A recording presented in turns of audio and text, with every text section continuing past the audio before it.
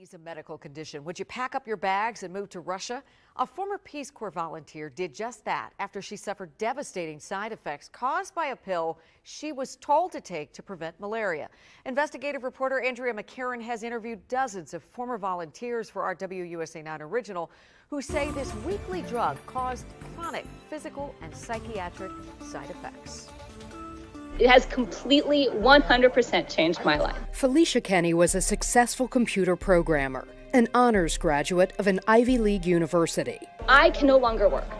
My psychologist doesn't believe I will ever work again. I can barely handle taking care of myself, feeding myself. Her downward spiral directly linked to her Peace Corps service, according to medical records.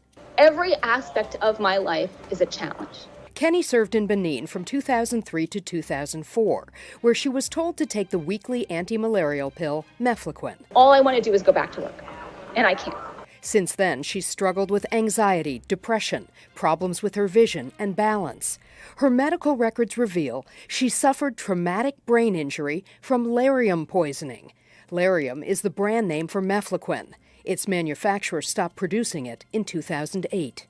Not only did they not warn us, no warning. Like, they gave you the pills, you took them, that was it. Kenney is one of dozens of former Peace Corps volunteers we interviewed. Their medical records indicate they are still suffering from MEF-TOX-VET side effects years after they stopped taking the drug. Some mimic PTSD, anxiety, depression, paranoia, suicidal thoughts. Other physical side effects include ringing in the ears, tremors, and vertigo. What do you say to them? Well, first of all, I'd say that I'm really sorry to hear that. That's really tragic that they have side effects, if they do, from MEF-TOX-VET. Dr. Kyle Peterson, Director of Epidemiology for the Peace Corps. Unfortunately, malaria is a deadly parasitic infection. It's a tropical infection that afflicts 200 million people annually, and almost 500,000 people die. Why didn't Peace Corps reach out to its volunteers and let them know that some of their peers were experiencing these side effects and maybe stress that they should be aware of these potential side effects? Why was that not done?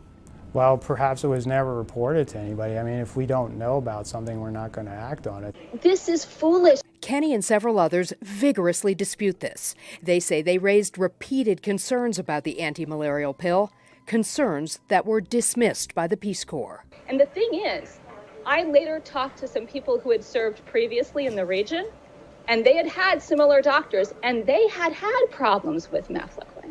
Kenney can no longer handle loud noises, bright lights, and overt displays of emotion. So she and her husband researched locations around the world where the population was generally subdued. They now live in St. Petersburg, Russia. They lied right to our faces. Today, through the Department of Labor, she's getting $21,000 a year in disability payments. But she has no medical insurance. They wouldn't have to pay me if they had been honest.